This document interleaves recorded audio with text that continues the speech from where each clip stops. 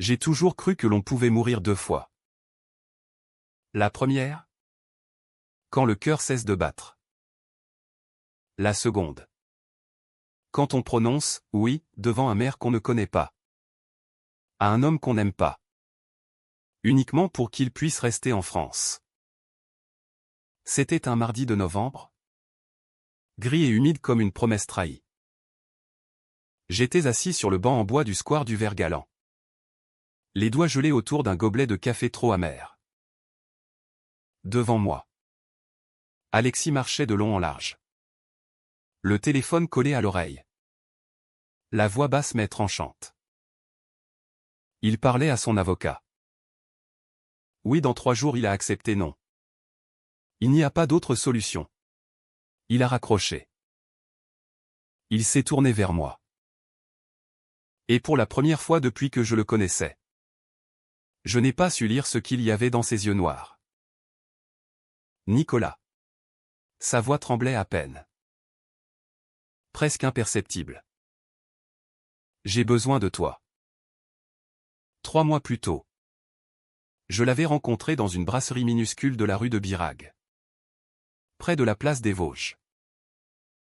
Il portait un pull marine trop grand pour lui et il dessinait sur une serviette en papier les contours d'un visage qui, plus tard, je le comprendrais, était le mien.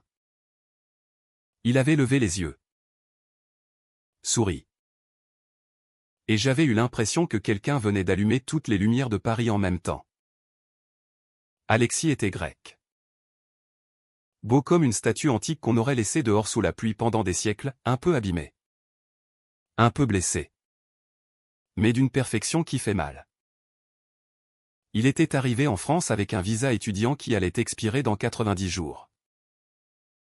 Il préparait un doctorat sur les correspondances amoureuses de Proust et de Reynaldo Hahn. Il disait que l'amour, quand il est impossible, devient littérature. Moi, je pensais qu'il se trompait. Jusqu'à ce qu'il me demande de l'épouser.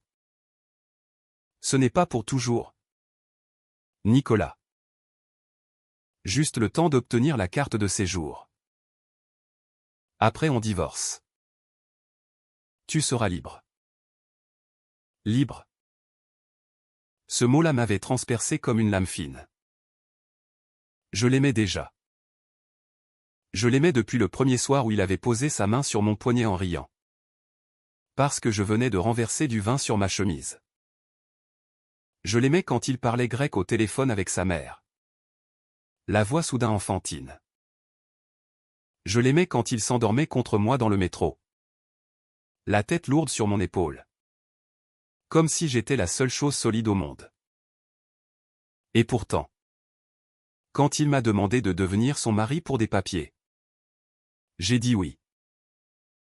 Parce que je pensais que même un faux mariage valait mieux que de le perdre. La cérémonie civile a eu lieu à la mairie du 4e arrondissement. Il pleuvait. Alexis portait un costume bleu nuit que je ne lui connaissais pas.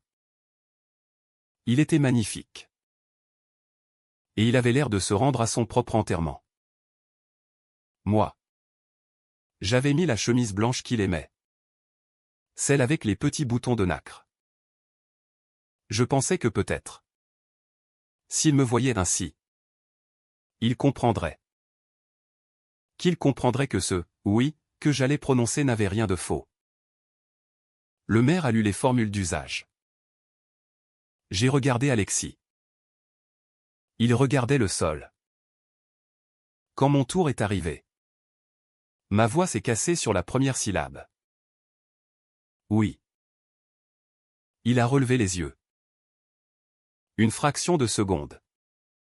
J'ai cru y voir passer quelque chose qui ressemblait à de la douleur. Puis il a dit « oui » à son tour. Très vite. Comme on avale un médicament amer. On nous a remis le livret de famille. On est sorti sous la pluie. On n'a pas échangé un baiser. Même pas sur la joue. Juste un regard qui s'est brisé quelque part entre nous. Ce soir-là, il n'est pas rentré à l'appartement. Il m'a envoyé un message. Je dors chez un ami ce soir. Merci pour tout. On se voit demain pour les papiers de la préfecture. J'ai fixé l'écran jusqu'à ce que les lettres deviennent floues. Puis j'ai jeté mon téléphone contre le mur. Je ne savais pas encore que c'était le premier mensonge d'une longue série. Le lendemain. Il est arrivé à 10 heures précises. Rasé de près. Costume impeccable. Sourire de façade. Il a posé une enveloppe Kraft sur la table de la cuisine. Voici les justificatifs qu'on doit fournir. Il faut qu'on fasse des photos ensemble. Qu'on montre qu'on vit vraiment comme un couple. J'ai ouvert l'enveloppe. Dedans. Il y avait des factures à nos deux noms. Un bail modifié. Des relevés bancaires où apparaissaient des virements que je n'avais jamais faits. Il avait tout préparé. Tout calculé. Tout sauf moi. Tu as pensé à tout. Ai-je murmuré. Il a haussé les épaules. C'est pour survivre. Nicolas. Survivre. Ce mot-là aussi m'a tué un peu. Les semaines suivantes ont été une mascarade cruelle et minutieuse. On dormait dans le même lit. Mais jamais en même temps. Il rentrait tard. Moi. Je faisais semblant de dormir. Le matin. Il préparait du café pour deux. Je buvais le mien en silence. On se parlait comme des étrangers polis qui partagent le même toit par accident. Et pourtant. Parfois.